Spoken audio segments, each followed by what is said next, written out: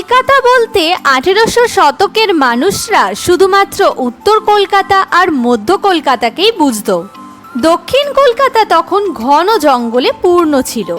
এই মধ্য কলকাতার একটি ঐতিহাসিক এলাকা হলো এই চাঁদনী চক, যা তার প্রাচীনত্ব এবং বাজারের জন্য পরিচিত। চাঁদনী চক নামটি এসেছে চাঁদোয়া বা চাঁদনা থেকে। মূলত এখানকার দোকানগুলোর ওপরে যে ছাউনি বা চাঁদোয়া থাকতো তা থেকেই এই নামকরণ হয়েছে। তবে স্থানীয়ভাবে এই এলাকা চোর বাজার নামেও পরিচিত। তাছাড়াও অ্যান্টিক জিনিসপত্রের জন্য এটি একটি জনপ্রিয় বাজার। সেই সাথে এখানে নানান ধরনের পুরানো এবং জনপ্রিয় দোকান বা রেস্তোরাঁও রয়েছে। তেমনই একটি রেস্তোরাঁর সন্ধানে আমরা সেদিন গিয়েছিলাম চাঁদনী চকে। এই চাঁদনী চকের বিপ্লবী অনুকূলচন্দ্র স্ট্রিটে অবস্থিত একটি জনপ্রিয় রেস্তোরাঁ হলো সাবিরস হোটেল। এই হোটেল বা রেস্তোরাঁটি 1948 সালে সাবির আলী প্রতিষ্ঠা করেছিলেন। একসময় এই রেস্তোরাঁটি পথ চলা শুরু করেছিল মাটন রেজালা আর সাথে তন্দুরি রুটি নিয়ে। তবে পরবর্তীকালে এখানে নানান ধরনের উত্তর ভারতীয় খাবার থেকে শুরু করে মোগলাই খাবারের চল শুরু হয়। সেই সব খাবারের মধ্যে বেশ কিছু খাবার খুবই জনপ্রিয়তা লাভ করেছে।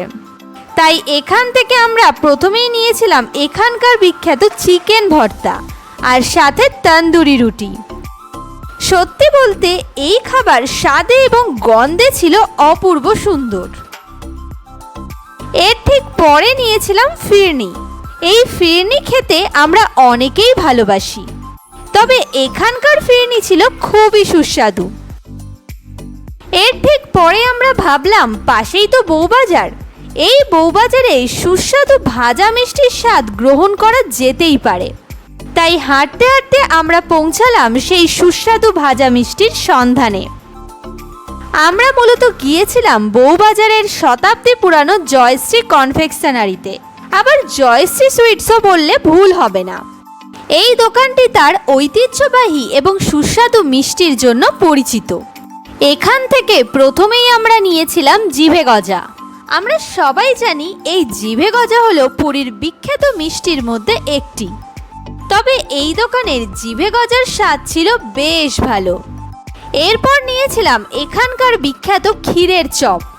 এই ক্ষীরের চপ মূলত ক্ষীর দিয়ে তৈরি একটি মিষ্টি।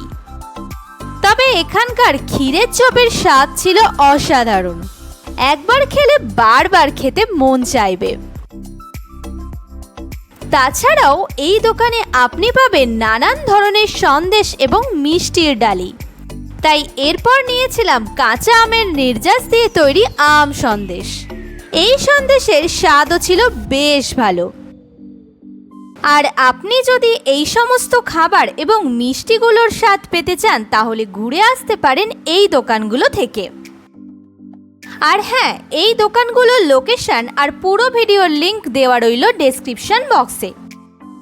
যাওয়ার আগে বলি, নিত্য নতুন গল্প শুনতে আর সুস্বাদু খাবারের লোকেশন জানতে আমাদের পাশে থাকুন। ধন্যবাদ।